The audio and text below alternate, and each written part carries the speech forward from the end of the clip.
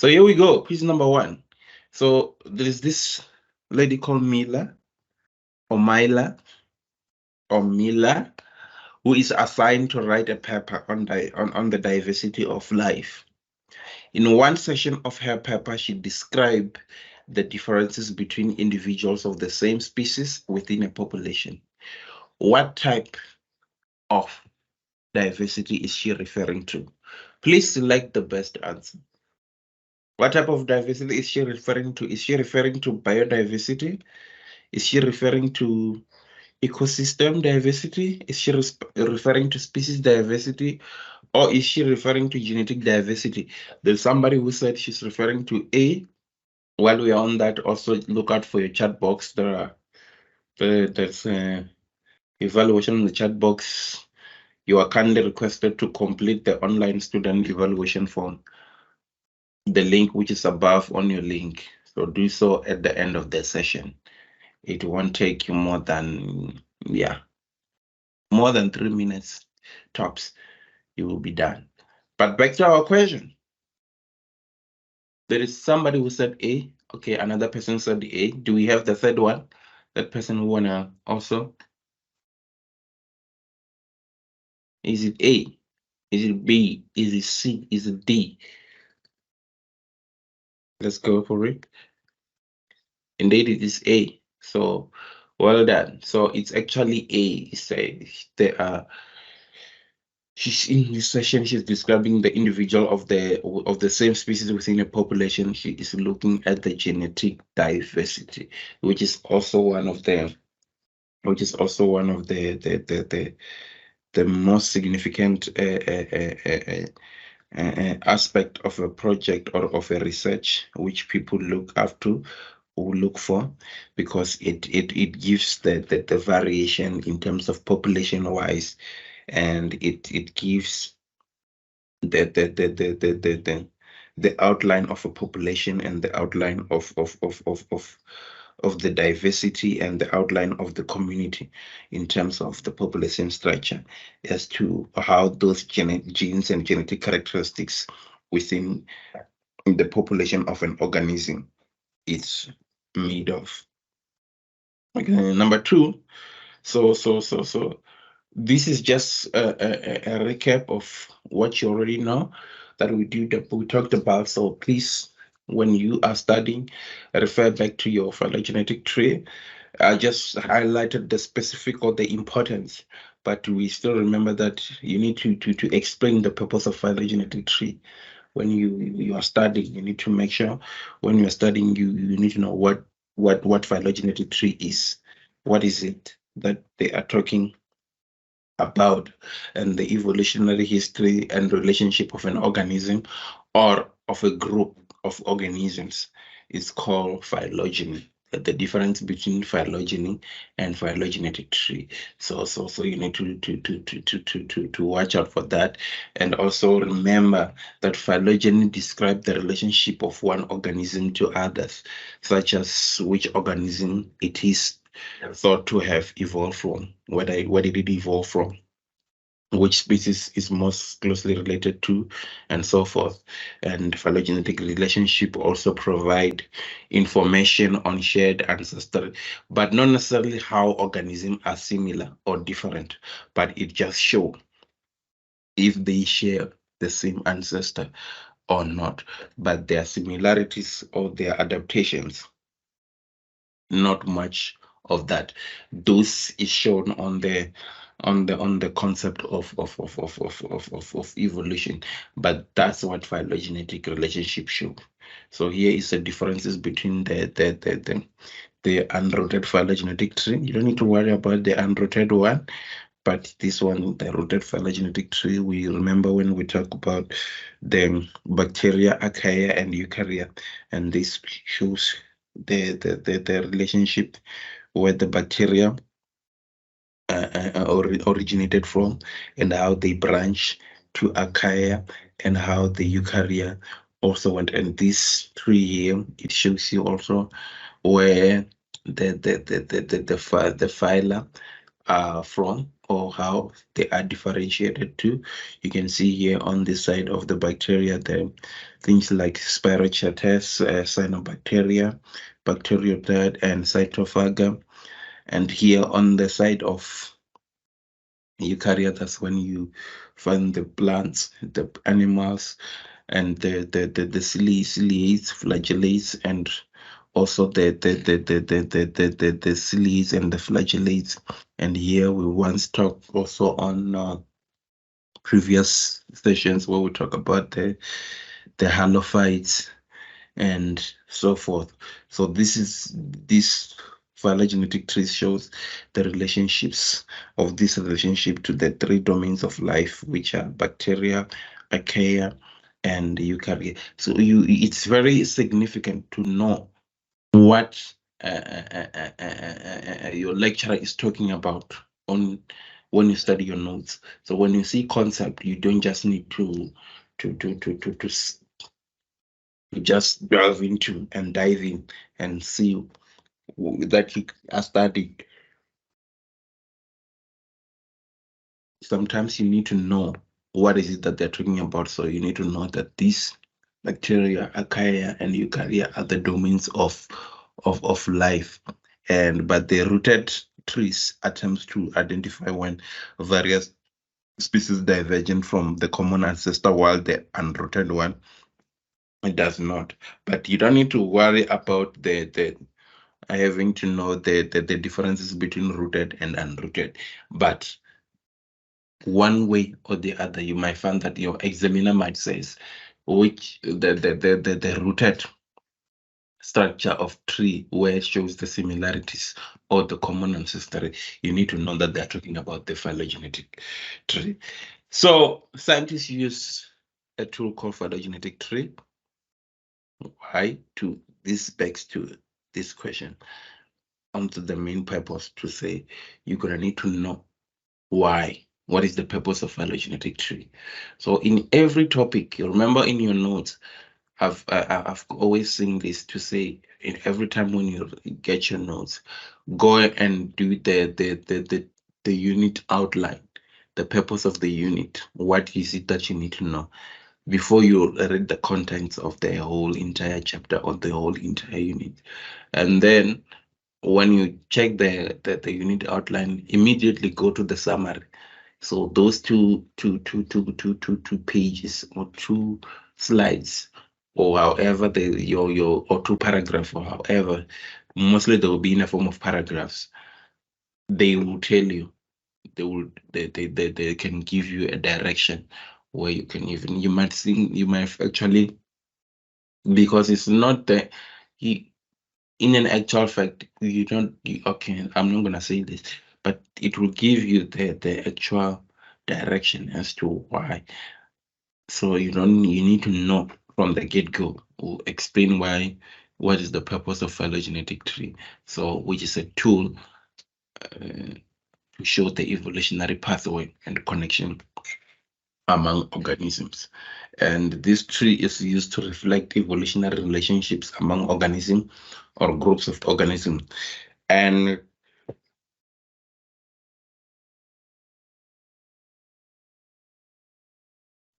scientists consider phylogenetic tree to be a hypothesis, and to be hypothesis of the evolutionary paths, since one cannot go back to confirm the proposed relationship. Yes, and in other words, a tree of life can be constructed to illustrate different organisms involved, to show a relationship among different organisms. So by figure 1, I'm referring to the figure behind this one, which they were showing. And then we'll proceed to quiz number 2. So I'm sure most of this will be recurring, like I mentioned last week. So some of them you might have seen them, but I tried by all means to put new questions, so that we don't necessarily have to do all the previous, so that we don't repeat the same questions. So Amy is studying phylogenetic trees of primates. Okay, the question that I want to ask one, it will be easy now. Let me just proceed. And their ancestors are part of one of her college courses. What information can she not find out by looking at a phylogenetic tree? So this question is looking for something that, oh, don't mind my phone, let me just put it on silent. When you guys, you put the answers there, it makes the sound. So what can she not find? Remember what phylogenetic tree you can find on phylogenetic tree, and there's also what you cannot find. I think we did mention that. I mentioned a topic like that, a sentence like that. So somebody said it's B. Anybody else? Somebody said it's D. Now we have variety now. We need a decider. There's B, there's D.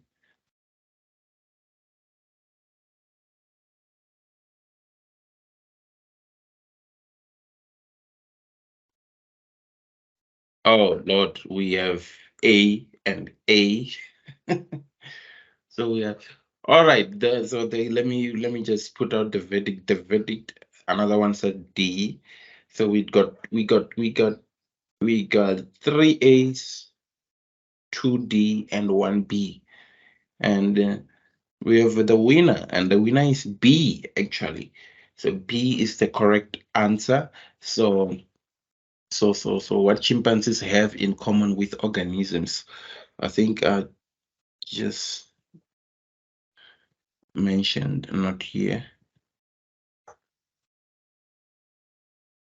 So if you look at the last topic here, if you look at the last sentence, so the phylogenetic provide information on shared ancestry. So I have to be very careful with my wording also. Shared ancestry, but not necessarily on how organisms are similar or different. So we are looking at the shared, and I want to shy away from saying common ancestor, because it is also, when we go forward, you will hear what I mean by that, because it may sound easy to say common ancestor, but it's just a shared ancestry, but it does not necessarily show how similar or how different the organisms are or individuals are. So what chimpanzees have in common, you cannot be able she won't be able to find out what she's looking for, because though phylogenetic trees can help to show ancestral relationships between organisms, it is not specific enough to show how similar or different organisms are to one another. Because if you want to show how similar or different, you need to go to how and why. But in terms of a shared ancestry or in phylogeny, you're just showing where the lineage, or where the organism come from, or all of that. So this will be like for example, if I may make an example, this would be like in your family tree. So in your family, you have your brothers, you have your extended family, like your uncle's children and your aunt children and your siblings and your half brothers elsewhere. So phylogenetic tree just shows this is your family. You come from there. That's your great grandparents. That's your grandparents. That's your father. That's your parents. Who met who for you to be here? But to show the differences of you, now you have to explain about the reason why this is more complexity. The reason why this one is a yellow bone is because this and this. You can see the resemblance of the mother, the resemblance of the father, the resemblance of the this and this, where you have to go also into things like genetic diversity in the previous question. So hence the phylogenetic tree can only show ancestral relationships between the organism, not specific enough to show the similar or the different of organism. This is the statement here. This one. And it's very important. There's no such things in your notes as not important information. So you gotta have to go through all your notes and go through them thoroughly. Okay, the next one will be then we did talk about the binomial nomenclature, which gives scientists a way to identify a specific species within a name containing its genus and species. So based on what you know about binomial nomenclature, which of the following is most closely related to the species Orus mauritanianus? It's simple, right? Yeah. Please do me a favor when you put down an answer, right?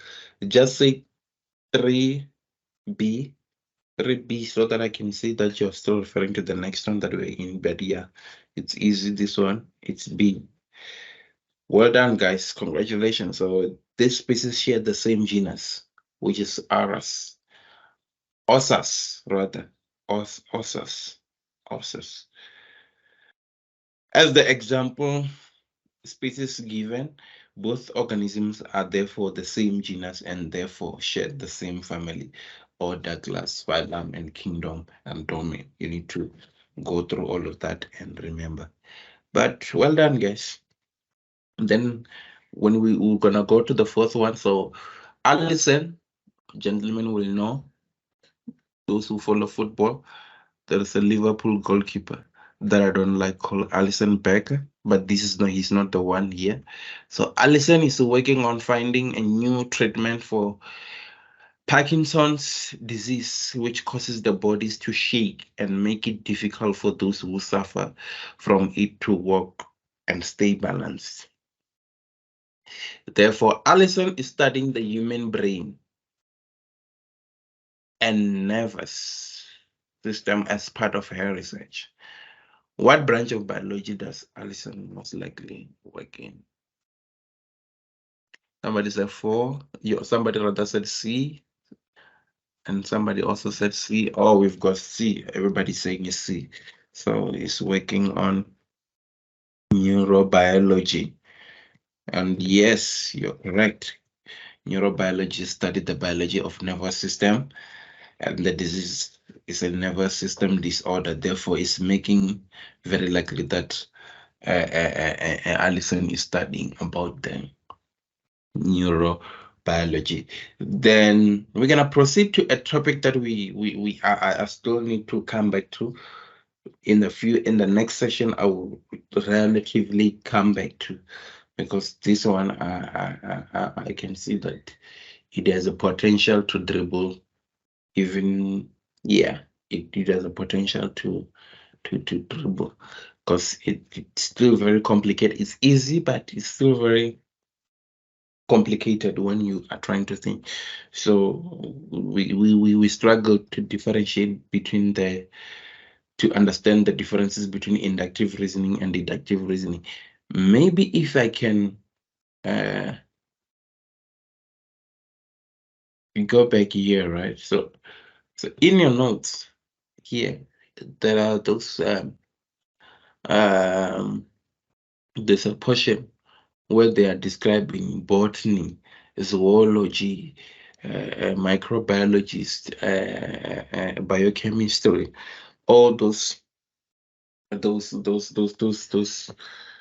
topics. Go through them, even though you don't have to go through them to just cram them, because your examiner might throw in 1 or 2 questions with regards to that, where you're gonna have to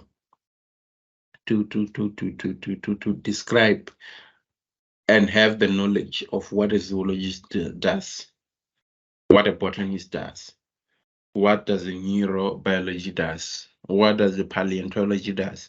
Although people who followed the series called Friends knew what paleontology is all about, because there was a big character there who was a paleontologist. So you will get to know, but all they'll go through those lists of the careers which are there in biology and just have an idea what the sociologist does, what does the agronomics does, what does, if you are working on agronomy, you do, if you're working on conservation, do, if you're working on ecology, bioinformatics, and all of this stuff, what are the differences? That way it will help you to because one way or the other, there's gonna be a question which will is on Genanga backdoor. There will be a question which will come on the sides where your examiner will just want to say, let me just test how smart my students are. But guess what? He's gonna find you guys ready. So many students struggle to understand the difference between inductive reasoning and deductive reasoning. So let's dive in and clear up the confusion. I hope we will. So inductive reasoning, I just made this, I just found this. I hope it will be it when you extend it with your notes. I hope that it will be useful and it will be helpful.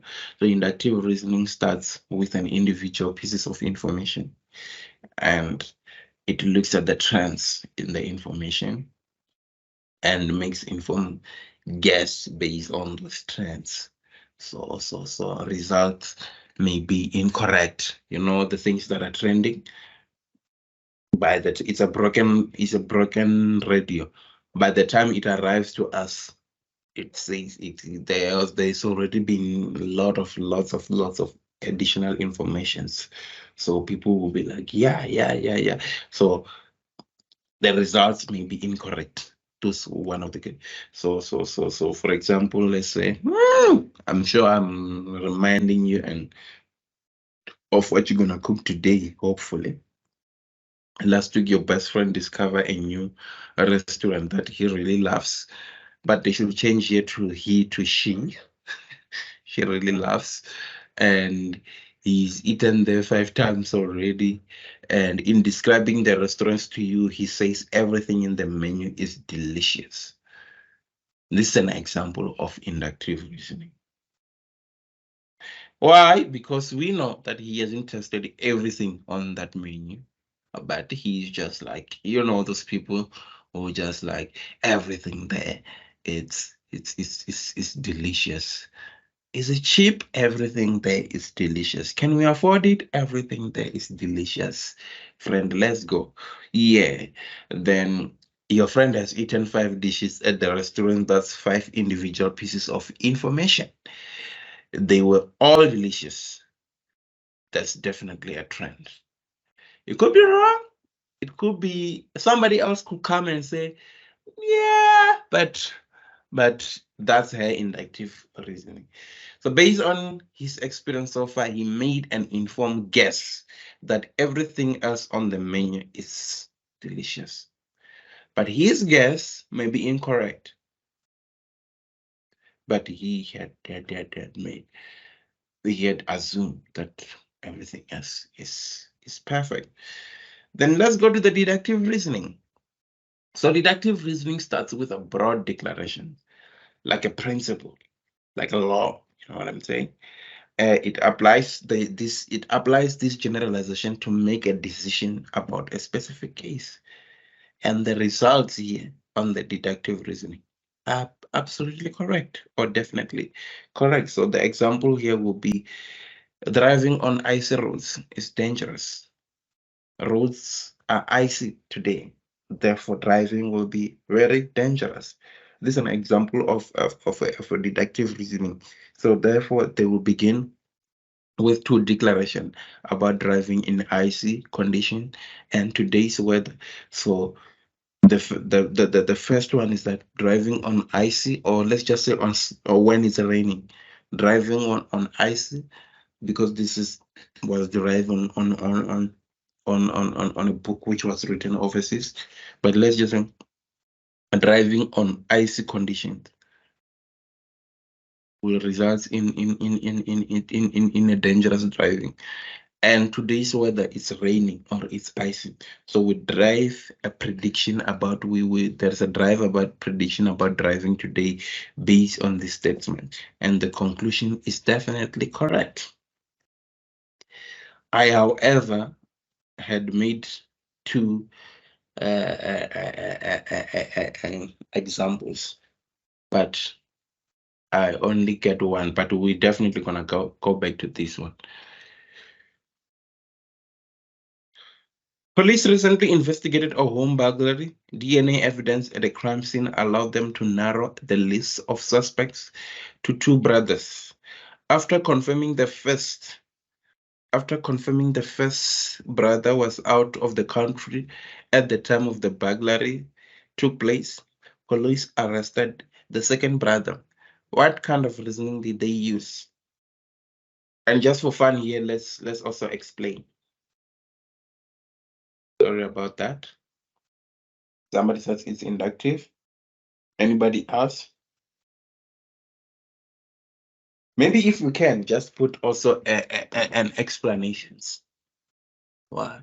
Because some of this question, unfortunately, this could be correct.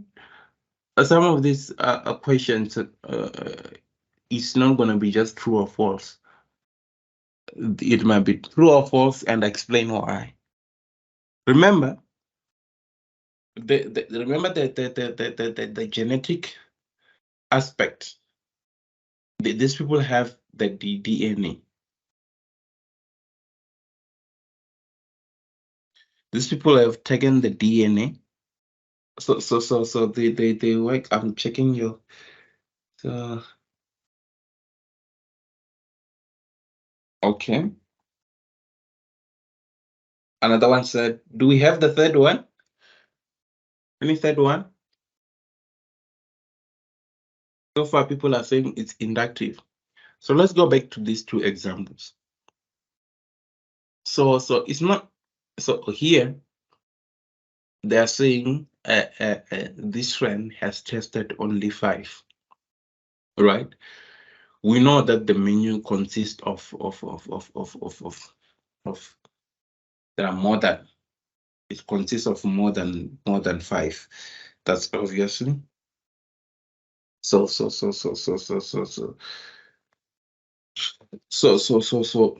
his conclusion to say all the menus are delicious is based on a generalization, but it's conclusive. It's based. It's not based on generalization. It's based on specific data that he have, and the specific portion of the data that he has, he makes a general conclusion. But on this side, we actually have on deductive, you have the general conclusion, but you have to make a conclusion, detailed, directive, definite, correct conclusion. Hence, the second person, the third person says is deductive reasoning, given there is DNA and the brother is out of the country that rules him. There is 2 options here that can happen. There's 2 options that can happen. There's 2 options, and the other one is out of the country, which means that he is being ruled out. So therefore, it's gonna be, you are correct. It's gonna be deductive reasoning. For that particular, the police work on from a set of known facts. It's a known fact. One of the brothers committed the burglary. We might not be prone to what was the detailed information or evidence, or the prima facie evidence which led the police to these 2 brothers, but the given fact that they also did the DNA. The DNA could be in a sense that if me and you are brothers, we might actually have a relation for some extent. Yes, I see your hand, student. I'm going to come to that. We might actually have a relation one way or the other, where the evidence the DNA evidence could be, our DNA could be related in that level. But since I was out of the country, then on those exact dates, the exact date that the burglary occurs, therefore it leaves the one who was behind. So these together make their decision, and they even put a classic. So it is a deductive reasoning. I saw a hand there from a student. Yeah, sir. Sure, So I found a trick while I was searching on the internet a while sure. ago to determine between the two, but obviously I need to know if it's right or not. So Please bring it up. Yeah. it says that inductive is it goes from the general to the specific, and deductive goes from the specific to the general. So one is bottom up, one is top down. I don't know if that applies 100% or it's not really there or It is. So okay. deductive, you said, which one did you say? Deductive, what deductive goes from general No, the deductive goes from the specific to the general, and inductive goes from sorry, let me just I have it here. Inductive, yeah, goes from the so deductive goes sorry. Inductive goes from the specific to the general, and yes, deductive goes from the general to the specific. yes, which is, look at this example of explain again the inductive. Okay, so inductive reasoning, now it goes from the specific Yes, to the yeah, general. right there. Just stop right there. Specific, like this guy, right? He tested five meals, right? Specifically, he went and tasted 5 meals. That's specific, right? Yes, You are on inductive. So he tested 5 meals. He ate a burger, it was sharp. He ate a pizza, it was sharp. He ate meat, it was sharp. 5 meals. That's it. He said it went from what? From specific. That's specific. yes, He ate a specific meal. And it goes to what? to the general, which is And the then everything on the he menu, made a basically. general. Now when the general conclusion that he made is this: because he had specific, he now generalize and say, you know what, all the meals here at this shop are amazing, Mm. but con- excluding the fact that he tested 5 meals, you might find that in that restaurant there are, in the menu, there are almost like more than 20 meals on that menu. But because he was impressed with them, with the meals that he tested, so that's the inductive. So inductive make a specific to general, and the deductive, it makes the general. The general is that we both know that driving on rain is dangerous, right? That's a general consensus. Even it's a law of physics. I don't want to say even a child. It's a law of physics to see that, when you are listening to the radio, if you're listening to Power FM 702 in the morning, or even whatever that you listen to, there will be, when there's a traffic reader will say, "There's what, today it's raining. Make your the distance long." There's a general consensus to know that the car, if you are making a break on when it's raining, is gonna be it will take longer. So you need to be driving carefully. You need to have a longer distance between the next car and yourself. But out of those generalization, you will go and say there was an accident at Marlborough. There was accident at Winnie Mandela Drive, which was caused because of this and this. Yes, yes, Is it making sense? yes, yes. Mhm. But it is still is. I still need to go. We will actually have to go back through this. It's very. It's just that I forgot. There's another example that I had put here, but I only put this example. Any other question? This one I know. I know. I know for this one. But don't worry about yourself. Don't worry yourself about this. It's not a matter of that is complicated. It's just a wedding thing which you need to play around with it. Any other question about the deductive and inductive reasoning? So I think I just were these two examples helpful? I thought these two examples clear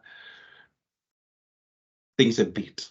They were more clear than the ones that we did on our notes. But I will also try to bring another ones. And thank you, student, for also checking all those. If you had, okay, let's do this as a homework next week, right?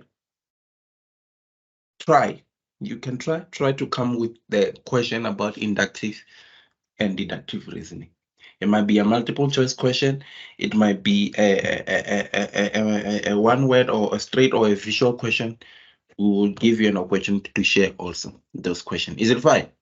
Then we will tackle that. I will also bring another examples also and another broader examples of explanation that will, because it is there. It will be there on your on your exam. And the thing is, it can it might not necessarily have a huge chunk portion of marks, but it will require you to stay a bit. It's not those. It's not one of those questions that you can say, police recently investigated a home burglary, DNA evidence. No, okay, this is a deductive. No, you might actually have to read through and reason properly with it.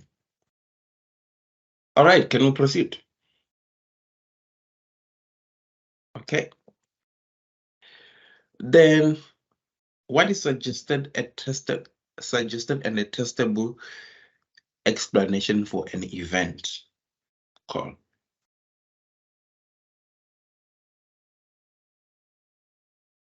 Is that somebody said 5C? We got somebody who second them 5C. I would have said it's C. It's C. It's C. Hypothesis. It's testable. It's testable. So control, we know about what theory is. So control, when you're doing your experiment, when you're going to be furthering your studies, if you are doing an experiment, if you are saying, I need to see which tree it's the tree. Let's say you have 4 trees. I need to know how many trees are the rate at which tree grows on different type of soils, right? So you're gonna have a different type of soil, 3 different type of soils. And then you put the same seed of that tree species on those soils. Then the 4th one have to be an environment, which is that place environment. The one that will grow on its own is what is control. So in your testable, because your hypothesis you're gonna test whenever you go to the library, not library, no. If you go to the laboratory when you're doing experiment, there will have to be a control. You have to have a control. Every time you will hear about the control, when you're doing an experiment, there have to be a control, something that will be on its own if it's not being influenced by others. We will continue further on that. Inductive is back. The inductive and deductive. And what is the type of logical thinking that uses a related observation to arrive at a general conclusion? Is it A, hypothesis-based science? Is it B, inductive reasoning? Is it C, the scientific method? Or is it D, the deductive reasoning? Somebody said it's B. We have somebody who seconded them and said B. Do we have the 3rd person who want to be the decider? Somebody said it's C, the scientific method. Now we've got 2B and 1C.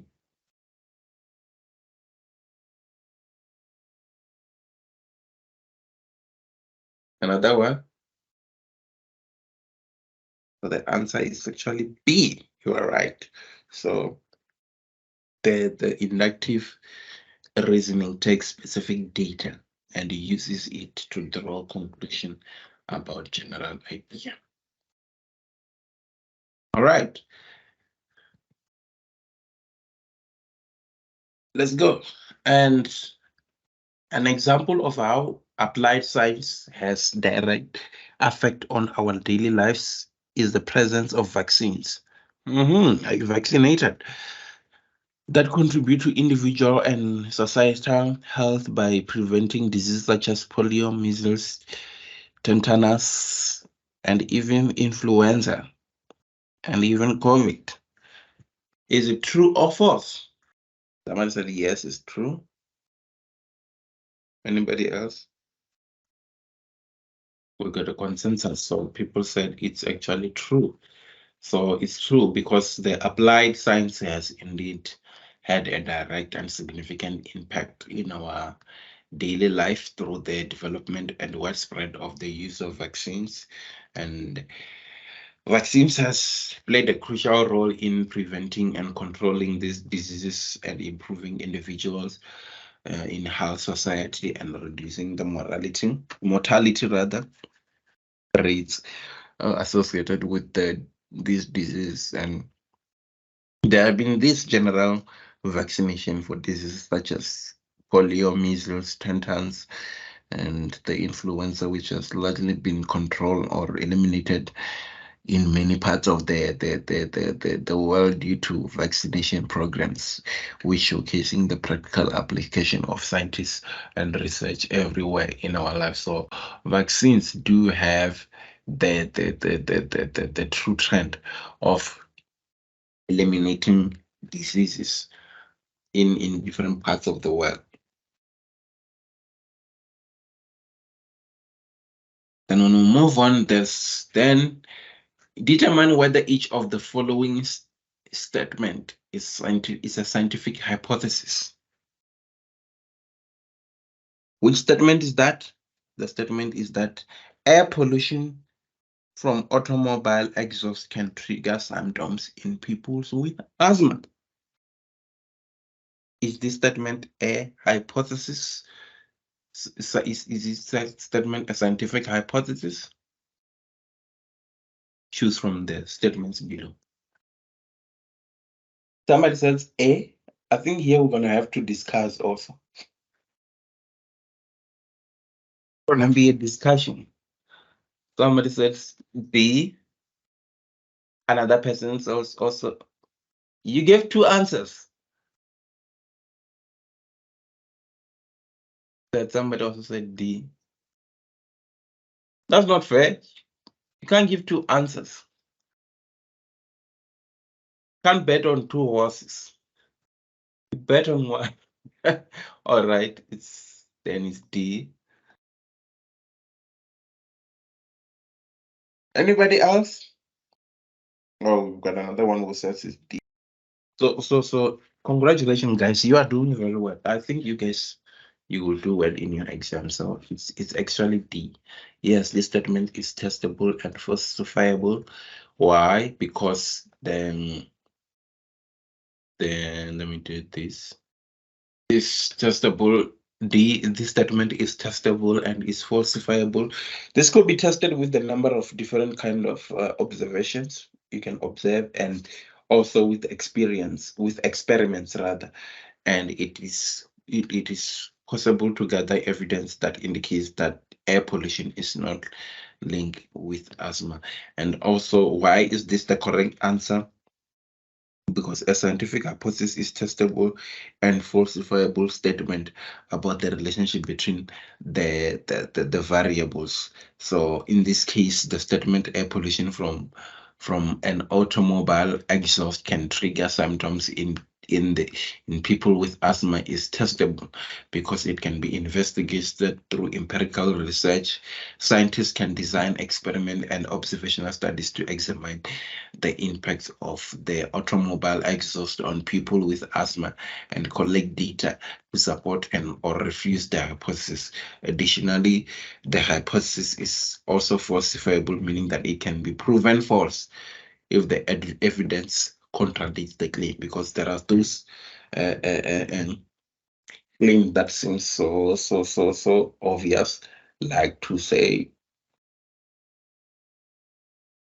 not to say it is false, like to say if somebody smokes, like to say if a person smokes, if you smoke next to a pregnant woman, then that will affect the baby.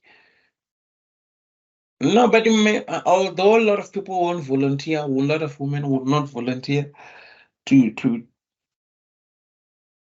for that experiment. But what I'm trying to say is that the meaning of falsifiable, it means that the results after it's testable can contradict the general consensus that is there. Natural disasters such as tornadoes are punishment from bad thoughts and behavior. We're still on the same question. Sorry about that. To determine if whether this statement is a scientific hypothesis or not. So the statement here is that natural disasters such as tornadoes are punishment for bad thoughts and behavior. So if you are thinking of killing the person who took your girlfriend, then you are the reason why we are having tornadoes and natural disasters. Stop thinking that. Stop having bad behaviors and bad thoughts. Is that a scientific hypothesis? Somebody said C. No. Somebody said B. This statement is not testable. Somebody said A. Somebody said E. Natural disasters such as tornadoes are punishable. Punishment for bad thoughts and behavior. A. No. The statement is not testable or falsifiable. No. B. The statement is not testable. The statement is not testable or is not. The statement is not falsifiable. Or D, which is said yes, the statement is testable and falsifiable. But can I reveal the answer? Or you wanna go again? Anyone?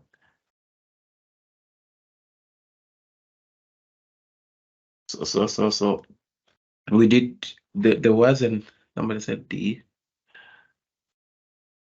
There was at the beginning. At the beginning of when we were doing this, when we were studying about this, where we these things are testable, which is a scientific statement. But unfortunately, the answer is A, because this statement is not testable or falsifiable. Best thoughts and behavior are excessively.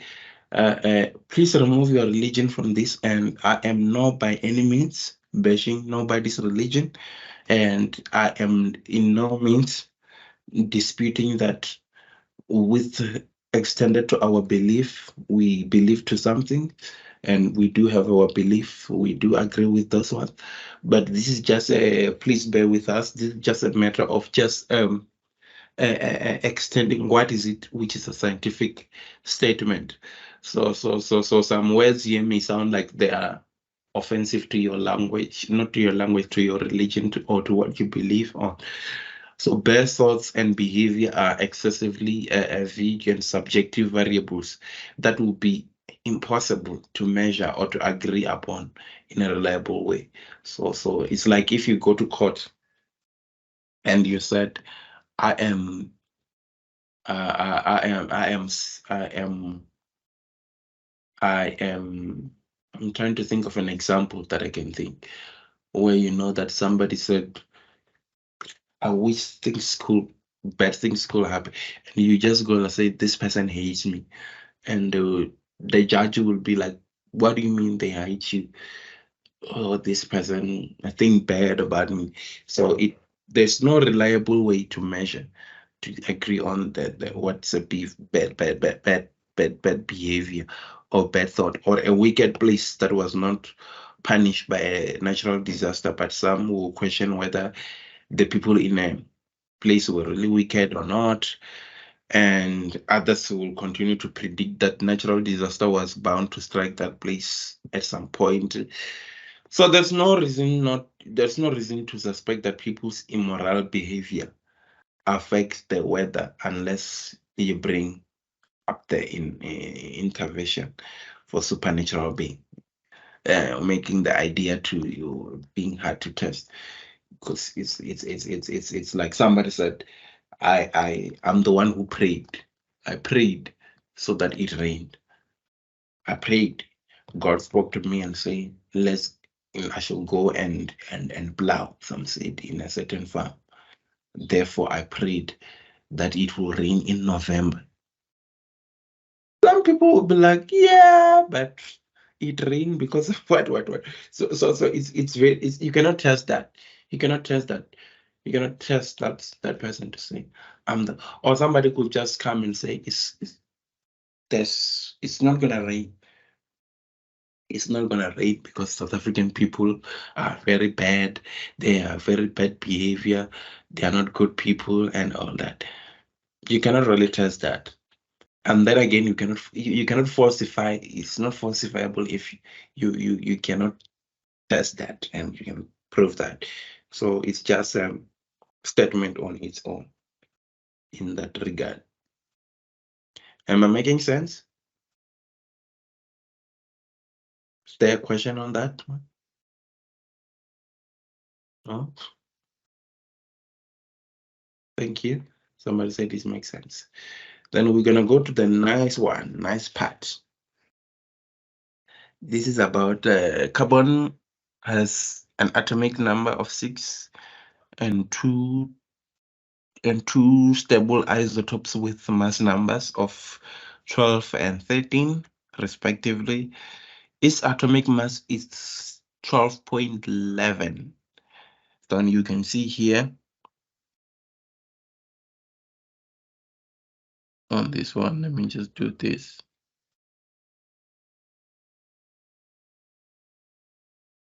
And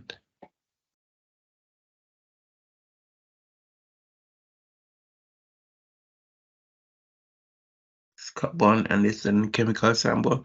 How many neutrons do carbon 12 and carbon 13 have respectively? Okay, this is 6 and 7.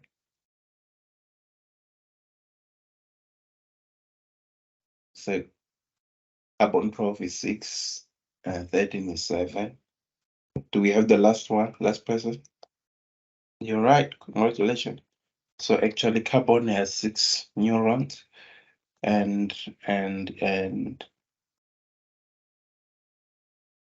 carbon 13 have 7.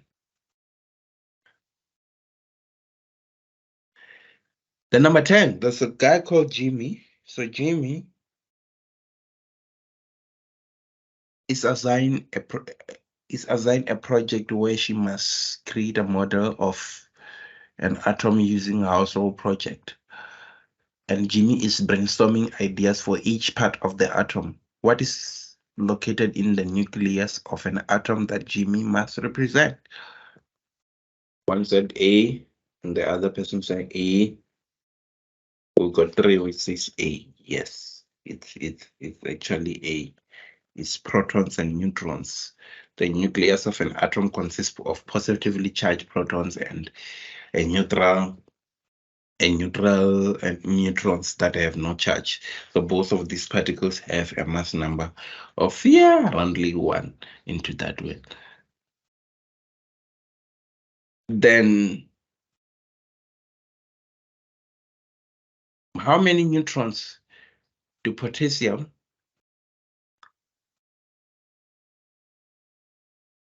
39 and potassium 40 have respectively?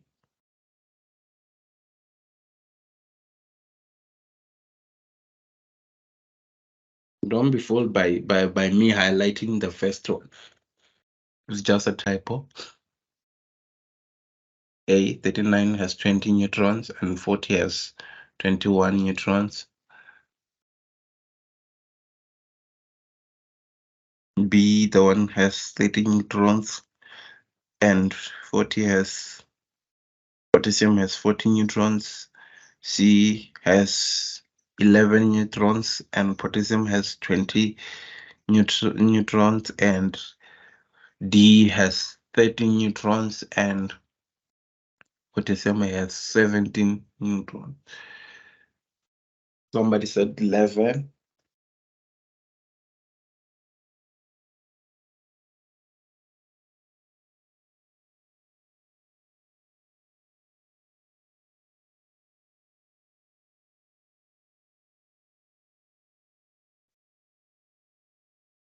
Anybody else?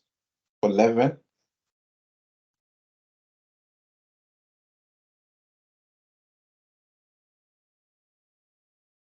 Somebody also said 11. Do we have the last person to? He said 11 also. Yes, it is true. So potassium has 20 neutrons and 21 neutrons. When you subtract each number from the neutron from each of these isotopes, you get 19. And this is the number of potassium which has also known as its atomic number. I shall hope so. I shall hope that you will have a predictable, periodic table. It's a standard. I shall hope so. I shall hope so. Should be there. I don't know, but I shall hope so. I will confirm, but I shall hope so. I should be a provision of a predictable though. Which of the following statements is true of a neutral magnesium atom, given them that the magnesium has an atomic number of 12? Is it A, it has 12 protons, 12 electrons, and 12 neutrons? Is it B, it has 6 protons, 6 electrons, and no neutron? Or C, it has 12 protons, 12 electrons, and 6 neutrons? Or D, it has 6 protons, 6 electrons, and 6 neutrons?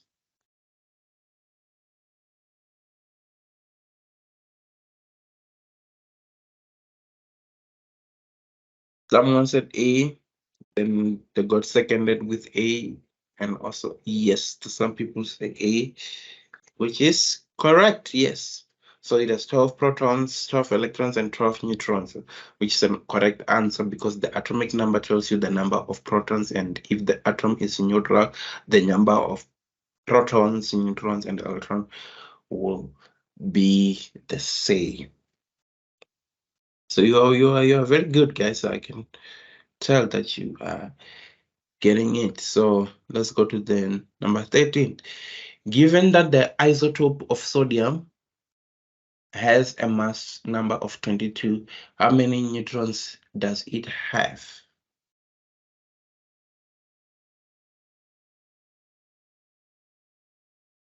30.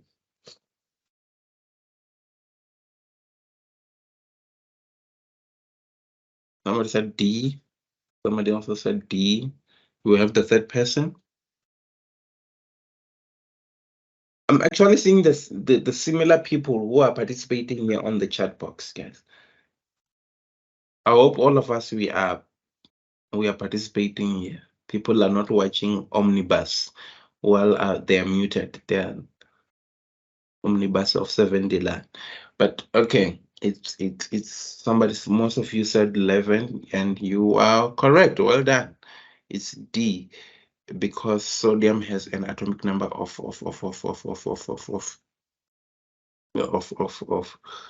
meaning it has 11 protons, subtracting 11 from the mass number of 22.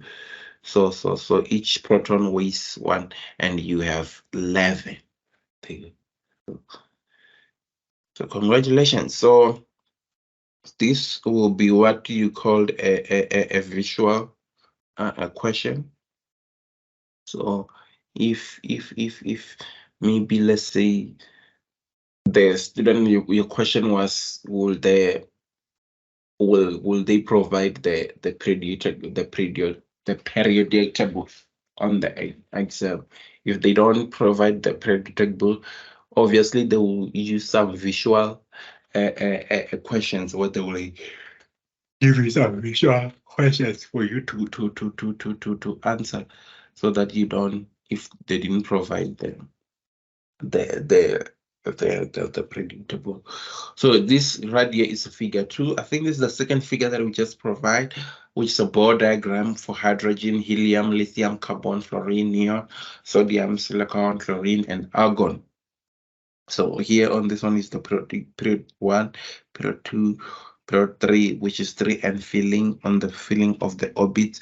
And this will be group 1, group 14, group 17, and group 18. This is you're gonna have to go through this when you're reading about the carbon atoms and molecules. You're gonna have to go through when you are measuring, not measuring, but when you're comparing this through to your predictable. So Bohr diagram indicate how many electrons fill each principal shell.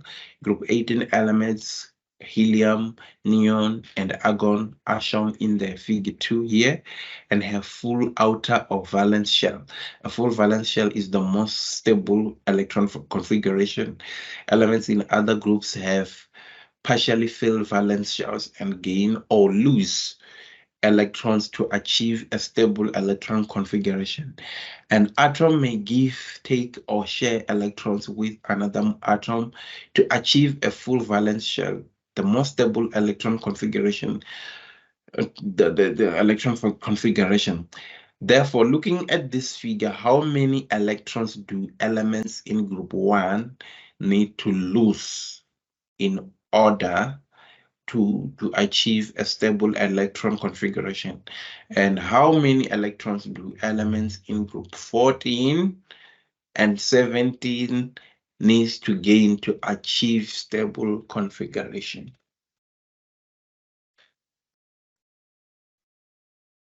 The nice one, right? So the first one, and that's the strength of group 1, it will be 1, and group 14 will be -4 to lose 4, and group 17 -1. Anybody else? So group 1 electrons have to lose 1 electron to become stable.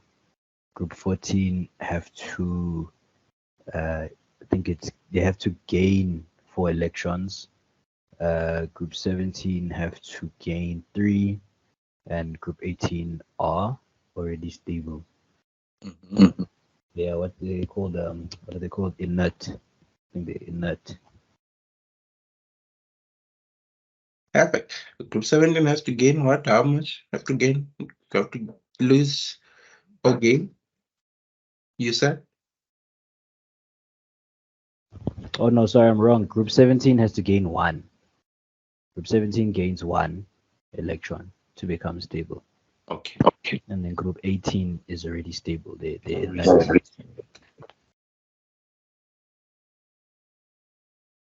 Wait, All right. so is that sodium in group 18? Is that what? Is that sodium? Is that Na or Ne? That's Ne. That's Ne. Oh, okay. Never mind. Sorry. I'm sorry about my diagram. I just pasted it here, but it should be visible when you have it. When you got the access to the notes, you can be able to zoom it out easily. Can we go for the verdict? I think you are right. It's just that you need to be thorough with this one, because this I'm sorry, but this is one of those questions where you, even if it contains 2 marks or a few marks, you're gonna have to really jot down and you have to go through it thoroughly, so without going hash. So you're right, elements in group 1 need to lose 1 electron to achieve a stable electron configuration, and elements in group 14 and 7 need to gain 4 and 1 electron respectively to achieve a stable configuration. And you are right, the one for group 18 is already stable. So well done, congratulations.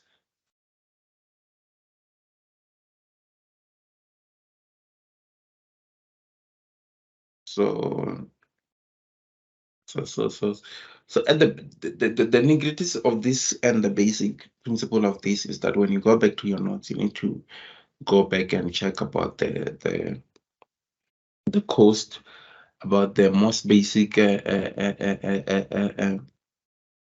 level. Majority of atom consists of three subatomic particles, which are positively charged, negatively charged electrons, and charged, which are neutral, which are neutron. And two of these particles, the neutrons, protons, are located in the nucleus of an atom, and together they will constitute the entire atomic mass, and that all the electrons are found in the surrounding the atomic nucleus with energy shell of the three particles of electrons that are responsible for the atomic atoms reactivity. And the basic understanding of the information found on the predictable is needed to determine the particle arrangement in an atom. When one particle arrangement is established in a particular that of electrons, then bonding can be associated. So once again, go through your notes and make sure that you are aware of all this. Then is 14. Yes, we are on 14. When looking at group 16 on the predictable, okay, you're gonna need I think your question was so relevant. So which means you need to have predictable. How many electrons will an atom of any element in this group want to gain, lose, or share in order to achieve a stable configuration? Because this is part of what you call a visual questions. Visual questions, you need to have a diagram, and you're gonna have to. But I'm glad that you guys are jumping onto it. So one side is C, and the other one also said is C. Who else? Okay, C. I think all of us, we agree that it's C, because all elements in this group have 6 valence electrons. And in order to have a stable electron configuration, they want to have 8 valence electrons in their shells, in their outer shell, in order to obtain this way they want to gain or share 2 electron from the other atom. Then 15, given the characteristics of ionic bonds. Remember, we did talk about the ionic bonds, covalent bond, hydrogen bond, and chemical bonds. So given the characteristic of ionic bond, which of the following will potassium most readily form an ionic bond with? Remember to say 15, 15, when you give your answers. So somebody said it's A, which is bromine. Somebody also seconded them. Say A again.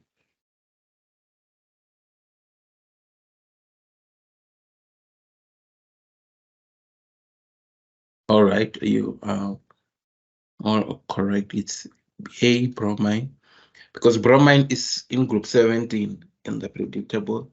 Bromine so has 7 valence electrons, and potassium just 1. So in order to become stable, bromine wants to gain 1 valence electrons, and potassium wants to lose 1 valence electron, making them, if you remember, we were talking about the anions and cations, positively charged ions and negatively charged ions respectively. So these two oppositely charged ions are perfect match for ionic bond, which will come together to form a potassium bromide. Did we have a question? I think I've interrupted somebody when they wanted to say something. I just Sorry want about. to add on that ionic bonds, they involve non-metals and metals as well. So Yes. for group A, which is potassium, it matches perfectly with group 7. Yes. Just Yes. like your sodium chloride. Yeah. Yeah, potassium Yeah. bromide is also Yeah. a great example. Yeah. It's also a great example. Yeah, thank you. Oh, sorry, Okay. sir. Okay. Sure. Sorry, sir. I just needed to highlight that potassium does not only form the ionic bond with bromine only. However, it also forms a ionic bond with aluminium. But then regarded that it's a weak ionic bond because of the characteristics of aluminium being the semi-metal thing. Perfect. Thanks for such information. That's hence most of the time, right? You know what they will do? They will, in some instance, they will say provide a suitable answer, which could be suited to this one. But yeah, I'm glad, guys. I'm impressed. Yeah, thank you for that information. It's so it's very good if you know. That's the good thing about these questions, type of questions. If you know a certain portion about something, you are able to even determine if something is wrong or not. All right, then I'm sure you will love this one because you guys, in nature, we can find a variety of bonds that hold atoms and compounds together. What type of weak bond can we? One of you was saying it may be just weak. What kind of what type of weak bond can you find in your own DNA as well as between individuals of water molecules? Someone said C, or someone said B. Anybody else? So you're 100% correct. Also, you guys. Anybody want to give a reason why?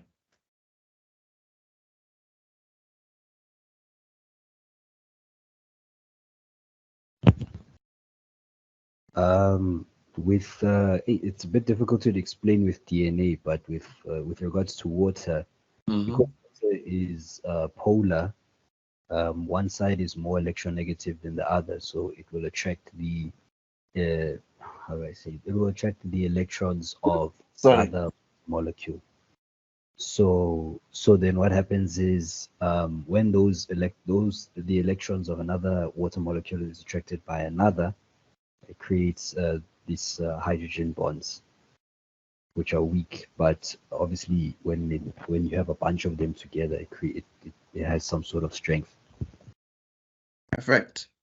So hydrogen bonds are individually, you are 100% correct on with that regards. Individually weak, very weak bonds that are formed when slightly, the keyword like you mentioned, positive charge of hydrogen on one molecule, which is attracted to slightly negative charge of an atom on another molecule. So these bonds can be easily broken. So well done. And quiz 17. There are several types of bonds found in nature, but one is the weakest. This type of bond only form very weak and temporary bonds between molecules. What type of bonds is this? We did talk about this. We did talk about this one. Yes, I'm glad. So it is Van der Waals interactions, which are the weakest bonds found in the molecule, and they can be formed from partial charges between molecules, and happens when molecules are close to one another. Remember those, and these bonds are very weak and okay between polar molecules. 18. Which type of bond represent weak chemical bonds? Stupid. I've given you an answer. What was I thinking? Oh Lord. Sorry about that, guys. Yeah, hydrogen bonds are weak and generated from attraction between positive and negative partial charges between this water molecule. Then let's go to long questions. So what is a summarized equation for cellular respiration? So Sure. for cellular respiration part, cellular respiration is closely linked with photosynthesis. So the reactants of photosynthesis being carbon dioxide, water, and light are the products of cellular respiration, and the byproducts of photosynthesis, they are the reactants for cellular respiration. It's a vice versa thing. So the summarized equation for cellular respiration would be, for the reactants part, it would be oxygen plus water. Yeah, oxygen plus water plus glucose, which the byproduct would be carbon dioxide, water, and light. Cool. And I also see also there on the chat box somebody put it. Yes. All right. C6 A12 plus CO2 6 CO2 is gonna be 6. So like you're saying, the generalization summarization will be organic compounds plus oxygen, which is gonna be the giving a byproduct of carbon dioxide plus water and energy. And the chemical reaction to it will be, let me see, will be, because it has to be balanced, the reaction onto that. So if you see here, it will be the organic compounds there, and then you see oxygen, and then carbon dioxide and water, and the energy, which is comprised of ATP and heat. Is this making sense? Cool. This is I really cannot put any explanation to this. It's just math that you need to balance it, and you don't need to balance it, but it's just a reaction as it is. But yeah. All right, then you see how much the amount? 6 marks. So it would be very imperative to know that if for some reason this comes in your exam, you need to be expecting that it will be containing huge marks. Explain why ATP is required for the preparatory steps of glycolysis. I think one person mentioned something along this answer not so long ago. You know what? This says ATP is required because energy is needed to split the glucose molecule, or to break up the glucose molecule. Sure.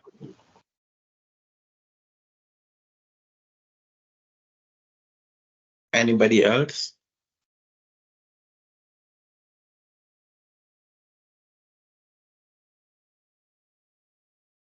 Sure. We are left with 15 minutes. Yeah, so ATP is used to phosphorylate the four of the molecules. So you are basically right. So this is one of the basic requirements. This is simple. Describe the structure and function of ribosomes. We're just recapping now. For protein synthesis, okay. And other reason?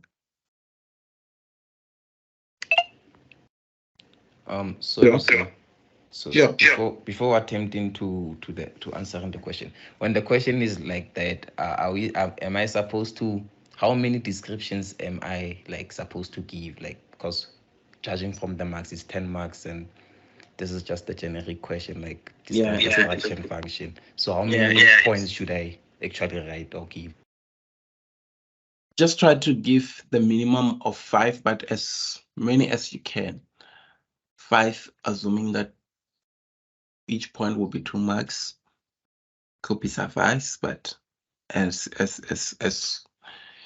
you can try to be as broad as you can. So just to be on the safe side.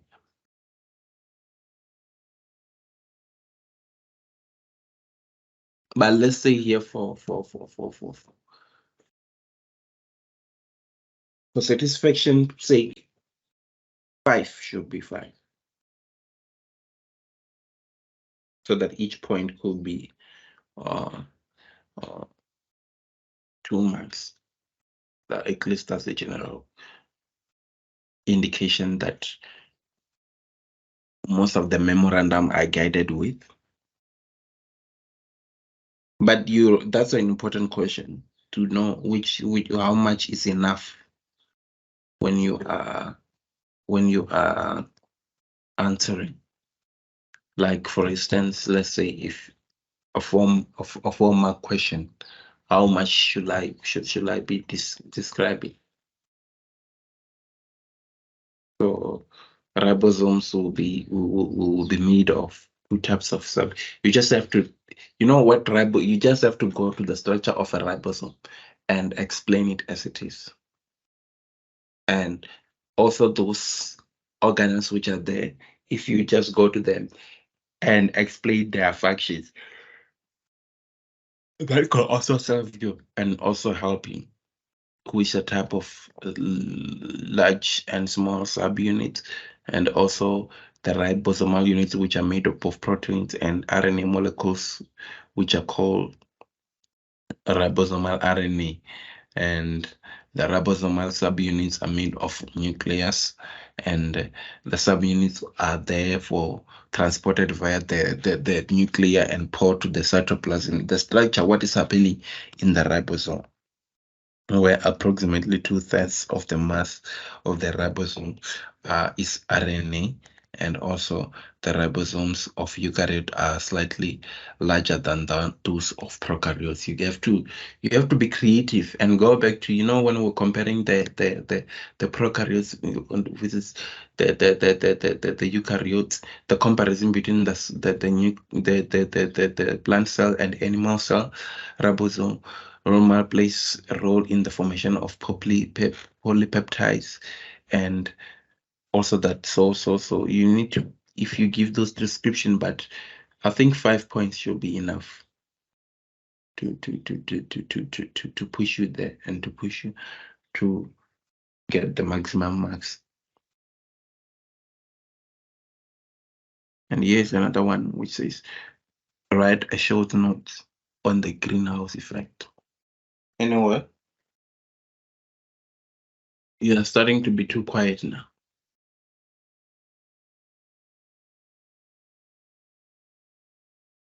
So okay. The Sorry greenhouse. about that. Yeah. Okay. So greenhouse gases are released into the atmosphere.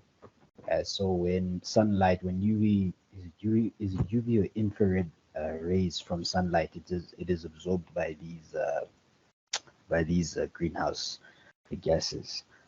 So then, instead of the light leaving into the atmosphere, these gases retain this energy, and obviously it's stored in the atmosphere's heat, further heating up the environment. So, yeah. Yeah. Cool. So in the process, which will be cost the solar, which will be then for retained, and the greenhouse this greenhouse effect is believed to have contributed to present global warming. So give the one term for these terminologies. Variety of biological system typical convince as the number of species, but also applying to genes, biochemistry, and ecosystem. What are they talking about?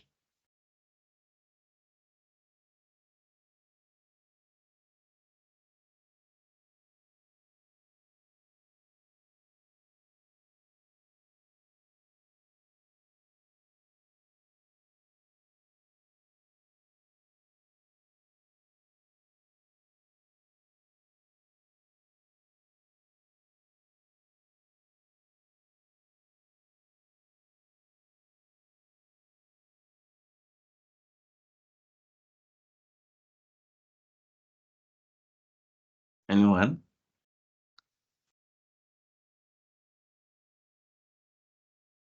Someone said biodiversity, and let's see, you're correct, it's biodiversity. Well done. Then the second one will be concept, which originated by Norman Meyer to describe, I didn't put numbers here on this one, sorry, to describe geographical region with a large number of endemic species and a large percentage of degraded habitat. What is this one? What are they referring to? Just take this one as 2. Just say 2 and give the description. 2, 4. So this will be a biodiversity hotspot. Yes. Then a variety of metabolic compounds in an ecosystem. What are they referring to? So this one will be, we'll be talking about a chemical diversity. The disappearance of species from Earth. Local extinction is the disappearance of species from a region. What are they referring to? I put my question in a very, very terrible manner there. It's extremely wrong the way that I put it. So it's simple extinction. Then the variety of genes in a species or other taxonomic group or ecosystem. The term one can refer to allelic genetic diversity or genome-wide diversity. What are they referring to? I'm in a rush now because we no longer have time, so you are saved by the bell. So this will be genetic diversity. Yes, congratulations. Somebody already said this. A number of ecological niche. We'll also discuss next time what is a niche. Perfect. It's a heterogeneity. So thank you so much, guys. This will be the end of our session, and we'll see each other next week. Please don't forget to on your chat box to fill in the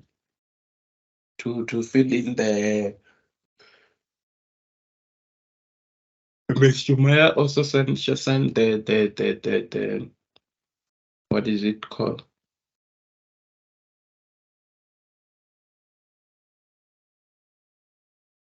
Going up your chat.